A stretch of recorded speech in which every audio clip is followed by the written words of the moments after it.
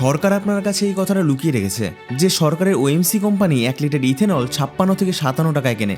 আর আপনি জানেন কি 1 লিটার ক্রুড অয়েলের দাম কত? 48 থেকে 50 টাকা। মানে ক্রুড অয়েল 50 টাকায় পাওয়া যাচ্ছে আর ইথেনল 60 টাকায়। এরপরও আপনারা ভাবছেন পেট্রোলে ইথেনল মিশানোর পর পেট্রোলের দাম কমে যাবে? দেখুন, গভর্নমেন্ট যে ক্রুড অয়েল কেনে তার দাম সবসময় এক থাকে না। কখনো সেটা 40 টাকা হতে পারে, কখনো 50 টাকা হতে পারে, কখনো 35 টাকা হতে পারে। বর্তমানে এর দাম 50 টাকার আশেপাশে চলছে। এরপর ক্রুড অয়েল যায় রিফাইনারিতে, সেখান থেকে ওএমসি কোম্পানি পেট্রোল তৈরি করে ডিলারের কাছে ট্রান্সপোর্ট করে বিক্রি করার জন্য। আর এই দুটো প্রসেসেই খরচ হয় 6 থেকে 7 টাকা প্রতি লিটার। এরপর central government central excise duty লাগায় 15 থেকে 20 টাকা। এটা সেই এক্সেস ডিউটি যেটা নিয়ে সেন্ট্রাল গভর্নমেন্ট বলে আমরা ইথেনলকে 20% উপরে প্রমোট করার জন্য এক্সেস ডিউটি বন্ধ করে দেব।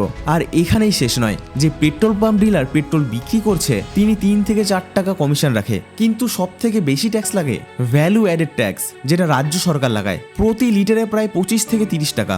এত কিছু হওয়ার পর গিয়ে আমরা পেট্রোল পাচ্ছি 103 টাকা 105 টাকা লিটার। এবার আপনি একবার ভালো করে ভাবুন, যখন আপনি ইথেনলে কিনছেন 60 টাকা প্রতি লিটার, মানে ক্রুড অয়েলের থেকেও দাম বেশি, সেক্ষেত্রে পেট্রোলের দামও তো বেশি হওয়া উচিত। তাহলে এখানে আমাদের প্রশ্নটাই ভুল হয়ে যায় যে ইথেনল মিশানোর পরেও পেট্রোল সস্তা হচ্ছে না কেন।